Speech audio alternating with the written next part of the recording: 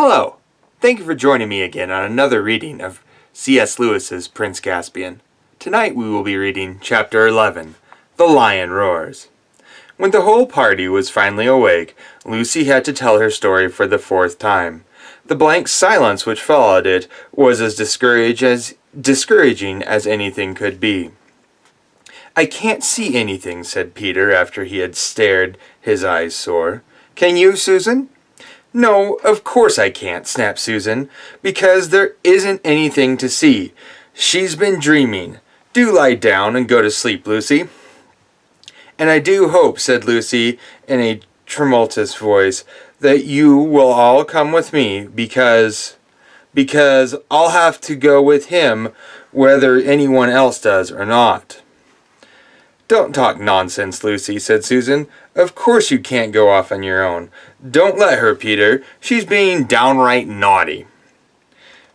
"I'll go with her, if she must go," said Edmund. "She's been right before." "I know she has," said Peter, "and she may have been right this morning. We certainly had no luck going down the gorge. Still, at this hour of the night, and why should Aslan be invisible to us? He never used to be. It's not like him. What does the DLF say?" "Oh, I say nothing at all," answered the dwarf. "If you all go, of course I'll go with you, and if your party splits up, I'll go with the High King. That's my duty to him and King Caspian. But if you ask my private opinion, I'm a plain dwarf who doesn't think there's much chance of finding a road by night, where you couldn't find one by day. And I have no use for magic lions, which are talking lions and don't talk, and friendly lions though they don't do us any good, and whopping big lions though nobody can see them. It's all bilge and beanstalks as far as I can see." "He's beating his paw on the ground for us to hurry," said Lucy. "We must go now. At least I must." "You've no right to try to force the rest of us like that. It's 4-1 and you're the youngest," said Susan. "Oh, come on," growled Edmund. We've got to go. There'll be no peace till we do." He fully intended to back Lucy up, but he was annoyed at losing his night's sleep and was making up for it by doing everything as sulkily as possible. "On the march then," said Peter, wearily fitting his arm into his shield strap and putting his helmet on. At any other time he would have said something nice to Lucy, who was his favorite sister, for he knew how wretched she must be feeling, and he knew that, whatever had happened, it was not her fault. But he couldn't help being a little annoyed with her all at the same. Susan was the worst. "Supposing I started behaving like Lucy," she said, "I might threaten to stay here whether the rest of you went or not. I jolly well think I shall." "Obey the High King, your Majesty," said Trumpkin, "and let's be off. If I'm not to be allowed to sleep, I'd as soon march as stand here talking." And so at last they got on the move. Lucy went first, biting her lip and trying not to say all the things she thought of saying to Susan, but she forgot them when she fixed her eyes on Aslan. He turned and walked at a slow pace, about 30 yards ahead of them. The others had only Lucy's direction to guide them, for Aslan was not only invisible to them, but silent as well. His big cat-like paws made no noise on the grass. He led them to the right of the dancing trees. Whether they were still dancing nobody knew, for Lucy had her eyes on the lion, and the rest had their eyes on Lucy. And near the edge of the gorge, "Cobbles and kettledrums," thought Trumpkin. "I hope this madness isn't going to end in a moonlight climb and broken necks." For a long way Aslan went along the top of the precipice. Then they came to a place where some little trees grew right on the edge. Then he turned and disappeared among them. Lucy held her breath, for it looked as if he had plunged over the cliff, but she was too busy keeping him in sight to stop and think about this. She quickened her pace and was soon among the trees herself. Looking down, she could see a steep and narrow path going slantwise down into the gorge between the rocks, and Aslan descending it. He turned and looked at her with his happy eyes. Lucy clapped her hands and began to scramble down after him. From behind her she heard the voices of the others shouting, "Hi, Lucy! Look out for goodness sake! You're right on the edge of the gorge. Come back!" And then, a moment later, Edmund's voice saying, "No, she's right. There is a way down." Halfway down the path, Edmund caught up with her. "Look!" he said in great excitement. "Look! What's that shadow crawling down in front of us?" "It's his shadow," said Lucy. "I do believe you're right, Lou," said Edmund. "I can't think how I didn't see it before, but where is he?" "With his shadow, of course. Can't you see him?" "Well, I almost thought I did, for a moment. It's such a rum light." "Get on, King Edmund, get on," came Trumpkin's voice from behind and above, and then, farther behind and still nearly at the top, Peter's voice saying, "Oh, back up, Susan, give me your hand. Why, a baby could get down here, and do stop grousing." In a few minutes they were at the bottom, and the roaring of the water filled their ears. Treading delicately like a cat, Aslan stepped from stone to stone across the stream. In the middle he stopped, bent down to drink, and as he raised his shaggy head, dripping from the water, he turned to face them again. This time Edmund saw him. "Oh, Aslan!" he cried, darting forward, but the lion whisked round and began padding up the slope on the far side of the rush. "Peter! Peter!" cried Edmund. "Did you see?" "I saw something," said Peter, "but it's so tricky in this moonlight. On we go, though, and 3 cheers for Lucy. I don't feel half so tired now, either." Aslan, without hesitation, led them to their left, farther up the gorge. The whole journey was odd and dreamlike. The roaring stream, the wet grey grass, the glimmering cliffs which they were approaching, and always the glorious, silently pacing beast ahead. Everyone except Susan and the dwarf could see him now. Presently they came to another steep path, up the face of the farther precipices. These were far higher than the ones they had just ascended, and the journey up them was long and tedious zigzag. Fortunately, the moon shone right above the gorge, so that neither side was in shadow. Lucy was nearly blown when the tail and hind legs of Aslan disappeared over the top. But with one last effort she scrambled after him, and came out rather shaky-legged and breathless on the hill that they had been trying to reach ever since they left Glasswater. The long, gentle slope, heather and grass, and a few very big rocks that shone in white in the moonlight stretched up to where it vanished in a glimmer of trees about half a mile away. She knew it. It was the hill of the stone table.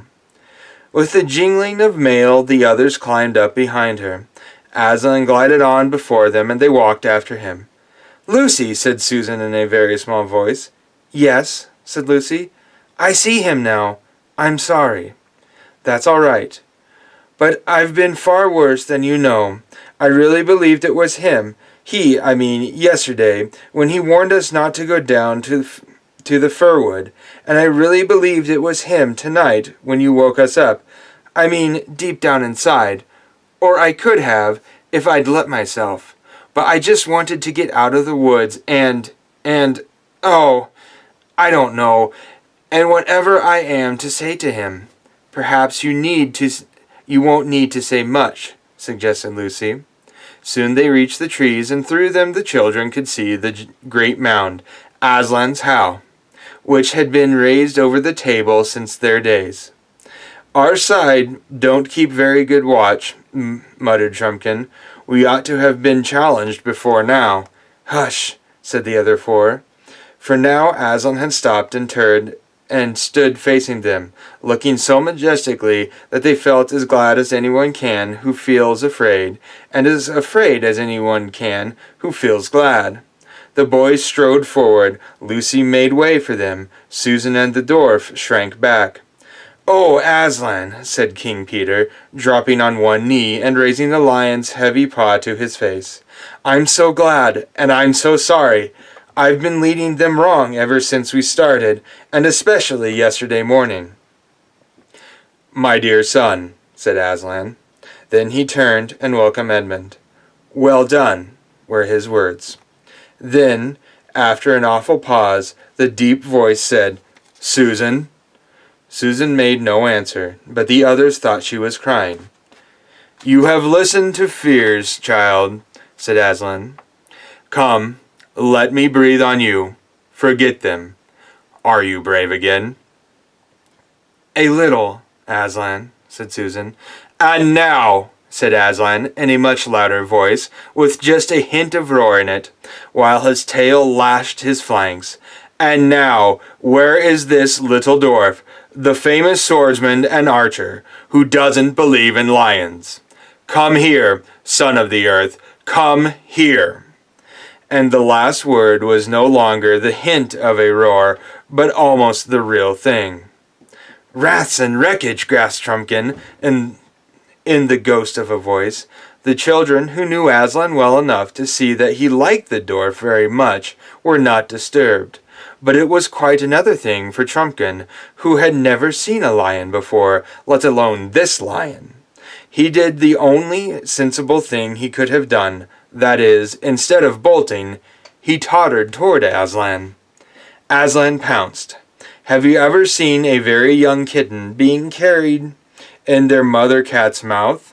It was like that. The dwarf, hunched up in a little, miserable ball, hung from Aslan's mouth. The lion gave him one shake, and all his armor rattled like a tinker's pack, and then, hey, presto, the dwarf flew up in the air. He was as safe as if he had been in bed, though he did not feel so. As he came down, the huge velvety paws caught him, as gentle as a mother's arms, and set him, right way up too, on the ground. "Son of the earth, shall we be friends?" asked Aslan. "Yes, yes," panted the dwarf, for it had not got its breath back. "Now," said Aslan, "the moon is setting. Look behind you. There is the dawn beginning. We have no time to lose. You three, you sons of Adam and son of the earth, hasten into the mound and deal with what you will find there." The dwarf was still speechless, and neither of the boys dared to ask if Aslan would follow them. All three drew their swords and saluted, then turned and jingled away into the dusk. Lucy noticed that there was no sign of weariness in their faces. Both the High King and King Edmund looked more like men than boys. The girls watched them out of sight, standing close behind Aslan. The light was changing. Low down in the east, Arvar, the morning star of Narnia, gleamed like a little moon. Aslan, who seemed larger than before, lifted his head, shook his mane, and roared. The sound, deep and throbbing at first, like an organ beginning on a low note, rose and became louder, and then far louder again, till the earth and air were shaking with it. It rose up from that hill and floated across all Narnia. Down in Miraz's camp, men woke, stared palely in one another's faces, and grasped their weapons. Down below that, in the great river, now at its coldest hour, the heads and shoulders of the nymphs and the great weedy bearded head of the river god rose from the water. Beyond it, in every field and wood, the alert ears of rabbits rose from their holes. The sleepy heads of birds came out from under wings, owls hooted, vixens barked, hedgehogs grunted, the trees stirred. In towns and villages, mothers pressed babies close to their breasts, staring with wide eyes. Dogs whimpered, and men leaped up, groping for lights. Far away on the northern frontier, the mountain giants peered from the dark gateways of their castles. What Lucy and Susan saw was a dark something coming toward them from almost every direction across the hills. It looked first like a black mist creeping on the ground, then like the stormy waves of a black sea, rising higher and higher as it came on, and then, at last, like what it was, woods on the move. All the trees of the world appeared to be rushing towards Aslan, but as they drew nearer they looked less like trees, and whenever the whole crowd, bowing and curtsying and waving thin, long arms to Aslan, were all around Lucy, she saw that it was a crowd of human shapes. Pale birch girls were tossing their heads, willow women pushed back their hair from their brooding faces to gaze on Aslan.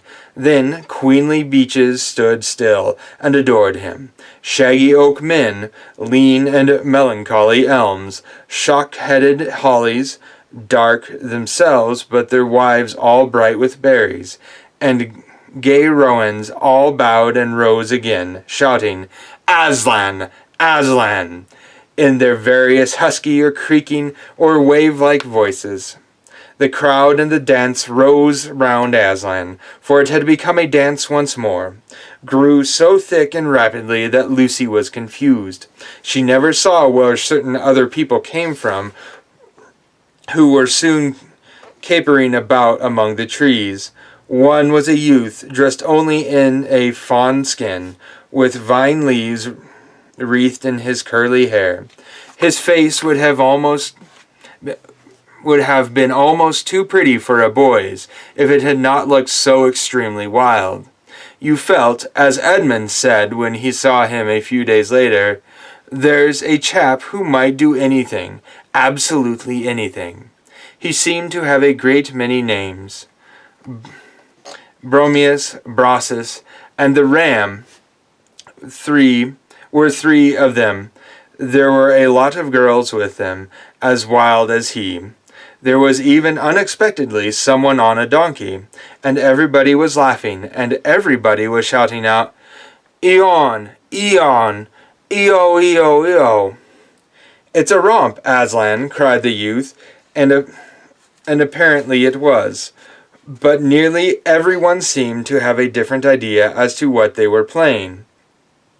It may have been Tig, but Lucy never discovered who it was. It was rather like blind man's buff, only everyone behaved as if they were blindfolded. It was not unlike Hunt the Slipper, but the slipper was never found. What made it more complicated was that the man on the donkey, who was old and enormously fat, began calling out at once, "Refreshments! Time for refreshments!" and falling off his donkey and being bundled onto it again by the others, while the donkey was under the impression that the whole thing was a circus and tried to give a display of walking on its hind legs. And all the time there were more and more vine leaves everywhere, and soon not only leaves but vines. They were climbing up everything. They were running up the legs of the tree people and circling round their necks. Lucy put up her hands to push back her hair and found she was pushing back vine branches. The donkey was a mass of them. His tail was completely entangled and something dark was knotting between his ears. Lucy looked again and saw it was a bunch of grapes. After that it was mostly grapes, overhead and underfoot, and all round. "Refreshments! Refreshments!" roared the old man. Everyone began eating, and whatever hothouses your people may have, you have never tasted such grapes. Really good grapes. Firm and tight on the outside, but bursting into cool sweetness when you put them into your mouth, were one of the things the girls had never quite enough of before. Here there were more than anyone could possibly want, and no table manners at all. One saw stickly and stained fingers everywhere, and though mouths were full, the laughter never ceased, nor the yodeling cries of "Iwan! Iwan! Eoi! Oi! Oi!"